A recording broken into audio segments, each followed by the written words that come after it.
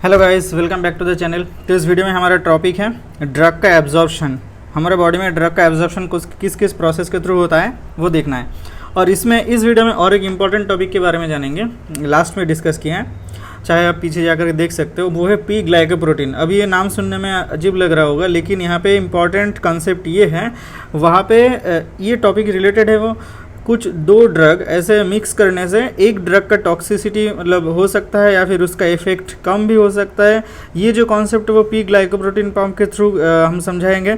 तो वो कॉन्सेप्ट समझने के लिए आपको पहले ये एब्जॉर्प्शन का पहले से देखना होगा। तो चलिए शुरू करते हैं।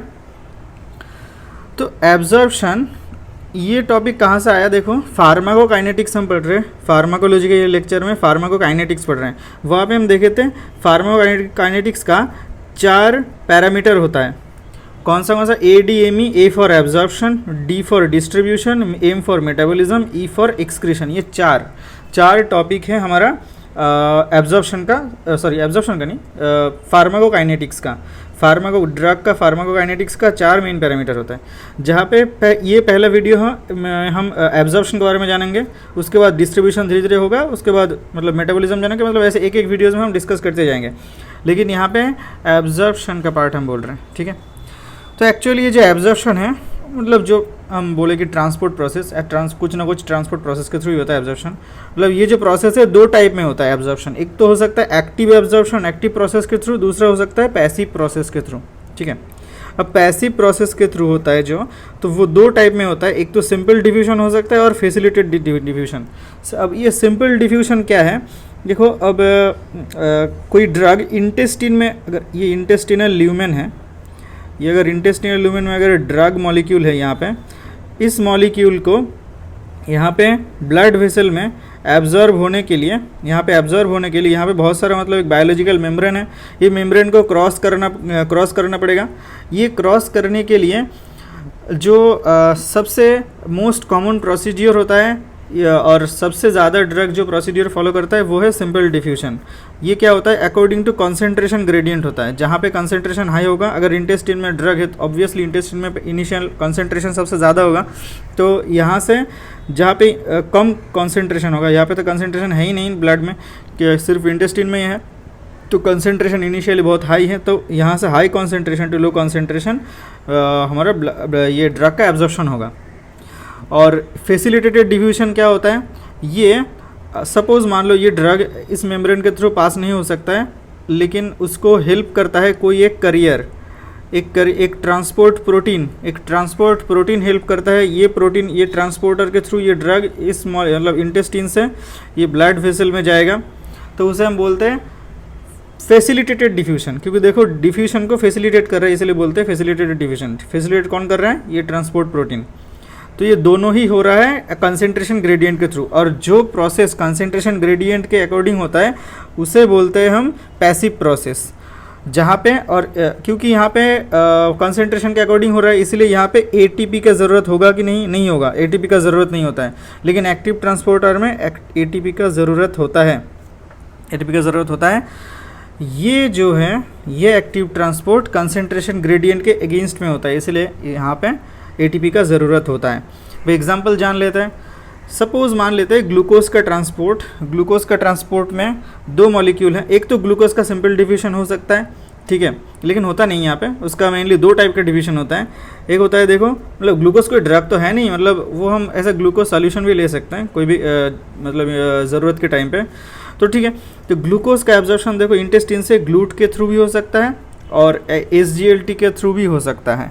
ग्लूट क्या है, ग्लूट का मतलब है ग्लूकोज ट्रांसपोर्टर, और SGLT का थ्रू नाम है सोडियम ग्लूकोज को ट्रांसपोर्टर। ये है SGLT का फुल फॉर्म, ठीक है। फ़र्क ये है, ये जो SGLT है ये एक्टिव ट्रांसपोर्टर है, यहाँ पे ATP का ज़रूरत होता है क्योंकि ये को ट्रांसपोर्टर है, और ये एक फैसिलिटेटेड डिफ्यूजन है ग्लूकोज ट्रांसपोर्टर। दोनों में ही कॉमन चीज़ ये है, एक ट्रांसपोर्टर प्रोटीन चाहिए होता है, फैसिलिटेटेड डिफ्यूजन में भी यहाँ पे भी एक करियर प्रोटीन है जिसका ये नाम है।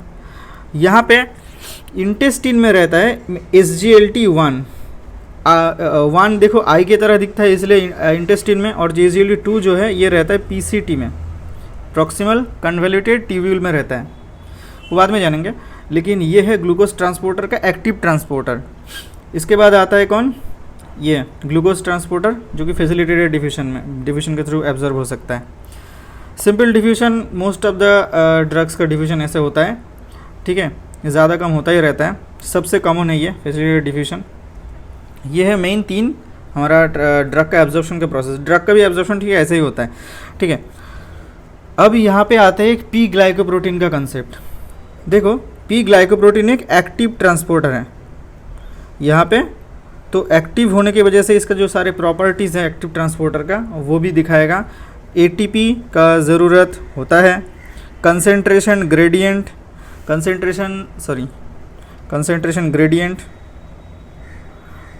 के अगेंस्ट होता है, अगेंस्ट होता है, अगेंस्ट में होता है, कंसेंट्रेशन ग्रेडियंट के अगेंस्ट में होता है। ATP का ज़रूरत होता है और एक एक्टिव ट्रांसपोर्टर है। तो देखो ये क्या होता है, जब हम ड्रग को कोई ओरल रूट में देते हैं तो वो जब इंटेस्टिनल ल्यूमेन में आ रहा है, इंटेस्टिनल ल्यूमेन में जब आ रहा है ये इंटेस्टिन, तो यहाँ के जो सेल्स है, ये जो सेल्स है इंटेस्टिन के एडजेसेंट जो सेल्स हैं, पहले ये ड्रग क्या करेगा, पहले ये ड्रग ये सेल के अंदर जाएगा, सेल के अंदर जाने के बाद ब्लड वेसल में एब्जॉर्ब होगा, ठीक है, ब्लड वेसल में एब्जॉर्ब होगा। लेकिन देखो इंटेस्टिन के अंदर कंसेंट्रेशन ड्रग का हाई है, यहाँ पे ब्लड वेसल में लो है, ठीक है, तो कंसेंट्रेशन ग्रेडियंट इस तरफ है, इस तरफ से इस तरफ है, हाई से लो इस तरफ है। लेकिन ये ड्रग इस तरफ आ ही रहा था, ये सेल के अंदर आया, फर्स्ट स्टेप क्लियर किया, लेकिन यहाँ से इस तरफ आने के मतलब छोड़ करके दूसरा मतलब ये फिर से वापस उसे इंटेस्टिनल लूमेन में इफ्लक्स कर दिया रिवर्स प्रोसेस में। अब ये तो रिवर्स मतलब हो गया ना, मतलब ये हमारा कंसेंट्रेशन ग्रेडियंट के अगेंस्ट हो गया, क्योंकि कंसेंट्रेशन ग्रेडियंट तो इस तरफ काम कर रहा है, लेकिन ये उल्टा तरफ ड्रग को फेंक दिया। तो ये देखो enters the cell along the concentration gradient, तो एंटर किया, लेकिन उसके बाद क्या हुआ, thrown out against the concentration gradient by P glycoprotein pump. यहाँ पे भी कोई पी ग्लाइकोप्रोटीन पंप नाम के एक पंप होता है, जो ये है वही ये इफ्लक्स में मदद करता है। तो ये एक टाइप का एक्टिव ट्रांसपोर्ट हो गया। तो देखो इसकी वजह से क्या हुआ, देखो इंटेस्टिनल लूमेन में ये ड्रग यहाँ पे ही रह जाएगा, इंटेस्टिनल लूमेन में ही रह जाएगा, सिस्टमिक सर्कुलेशन में नहीं जा रहा है। तो देखो यहाँ पे सिस्टमिक सर्कुलेशन में नहीं जाने का मतलब क्या है, ये ड्रग का प्री सिस्टमिक एलिमिनेशन हो गया। प्री सिस्टमिक एलिमिनेशन का और एक का नाम बोलते हैं हम फर्स्ट पास मेटाबॉलिज्म, जो लीवर में भी होता है। ये कहाँ का होता है, एक होता है लीवर में और दूसरा होता है इंटेस्टिन में। ये 2 जगह हमारा प्री सिस्टमिक एलिमिनेशन और फर्स्ट पास मेटाबॉलिज्म होता है। ये पी ग्लाइकोप्रोटीन पंप। अब ये जो पंप है ना, ये पंप का एक मतलब पैथोलॉजिकल कोरिलेशन हो, मतलब क्लिनिकल कोरिलेशन ये है, कुछ कैंसर सेल जो है और कुछ बैक्टीरिया ये पंप ना ज़्यादा करके डेवलप कर लेते हैं। वो मतलब क्यों डेवलप करते हैं, देखो क्योंकि वो ड्रग को इफ्लक्स कर रहे हैं, मतलब उसके अंदर नहीं जाने दे रहा है। अगर कोई सेल अगर पी ग्लाइकोप्रोटीन पंप PGP अगर को एक्सप्रेस कर रहा है, तो इसका मतलब क्या है, ये मान लेते हैं ये एक बैक्टीरिया है, ये बैक्टीरिया है। तो यहाँ पे कोई भी ड्रग बाहर से अंदर आ नहीं पाएगा, ये पी ग्लाइकोप्रोटीन पंप इसे बाहर निकाल के फेंकेगा। इसका मतलब ये ड्रग एक सेल को किल नहीं कर पाएगा, बैक्टीरिया को मार नहीं पाएगा। तो ये एक मैकेनिज्म ऑफ रेजिस्टेंस होता है ड्रग का, जो वो लोग पी ग्लाइकोप्रोटीन पंप को जो है पी ग्लाइकोप्रोटीन पंप को मतलब एक्सप्रेस करके भी डेवलप करता है, कुछ कैंसर सेल्स और बैक्टीरिया, ठीक है। अब आता है सबसे इंपॉर्टेंट टॉपिक में, पी ग्लाइकोप्रोटीन पंप का जो रेगुलेटर कंट्रोलर, मतलब इसको कौन कौन इंड्यूस करता है और इफेक्ट करता है। तो देखो यहाँ पे आता है, एक होता है सबस्ट्रेट होता है पी ग्लाइकोप्रोटीन पंप का। सबस्ट्रेट मतलब वो सब्सटेंसेस को पी ग्लाइकोप्रोटीन पंप या तो फेंक सकता है या फिर रख सकता है, ठीक। इंड्यूसर मतलब इसके काम को, पी ग्लाइकोप्रोटीन के काम को इंड्यूस मतलब स्टिमुलेट करेगा मतलब इसका इफ्लक्स, इसका काम क्या है, इफ्लक्स कर देना, बाहर निकाल के फेंक देना, सिस्टमिक सर्कुलेशन से बाहर निकाल के फेंक देना, उसको ये स्टिमुलेट करेगा। इनहिबिटर मतलब इसके काम को इनहिबिट कर देगा, मतलब ड्रग इफ्लक्स को रोक देगा। अब देखो इस एक कैटेगरी में कौन आता है, सबस्ट्रेट में आता है सबसे इंपॉर्टेंट डिजॉक्सिन। दूसरा आता है रिफाम्पिसिन, तीसरा है प्रोटीएज इनहिबिटर। इसमें सबसे हमको याद रखना इंपॉर्टेंट डिजॉक्सिन है, ठीक है। इंड्यूसर में आता है मतलब पी ग्लाइकोप्रोटीन का काम के काम को इंड्यूस करता है, मतलब इफ्लक्स को और एक्सेलरेट कर देता है, वो है रिफाम्पिसिन, ठीक है। मतलब ये इंड्यूस करने से क्या होगा, देखो ड्रग फेलियर होगा, क्योंकि अगर सिस्टमिक सर्कुलेशन में नहीं जाएगा, ऐसा तो नहीं है ना कि 100% सबस्ट्रेट इफ्लक्स हो जा रहा है, मान लेते हैं ये सपोज कितना ये 20% इफ्लक्स हो रहा है, ठीक है 20%, लेकिन 80% तो सिस्टमिक सर्कुलेशन में है ना, तो वो 80% जो है वो तो काम कर रहा है, लेकिन रिफाम्पिसिन देने की वजह से ये जो इंड्यूसर जो मतलब इंड्यूस हो गया पी ग्लाइकोप्रोटीन पंप, वो अभी ये 40% इफ्लक्स कर दे रहा है, मतलब 60% अभी सिस्टमिक सर्कुलेशन में रहेगा। तो 60% मतलब क्या है, वो तो ज़रूरत से कम ही होगा, ज़रूरत तो उसका ज़्यादा था, 80% था, लेकिन तो इसका मतलब क्या है, ड्रग फेलियर हो जाना, ठीक है। अब आते हैं सबसे इम्पॉर्टेंट इनहिबिटर। इनहिबिटर मतलब पी ग्लाइकोप्रोटीन पंप के काम का इनहिबिट कर रहा है, मतलब ड्रग इफ्लक्स नहीं कर रहा है, कम कर रहा है। मतलब जहाँ पे 20% कर रहा था, अभी यहाँ पे 10% इफ्लक्स करेगा, सिस्टमिक में रह जाएगा 90% में सिस्टमिक सर्कुलेशन में, ठीक है। अब ये तो ज़्यादा होगा, ज़रूरत से ज़्यादा सिस्टमिक सर्कुलेशन में, अब क्या होगा, इसकी वजह से टॉक्सिसिटी होगा, टॉक्सिसिटी, क्योंकि ज़रूरत से ज़्यादा है, ठीक है।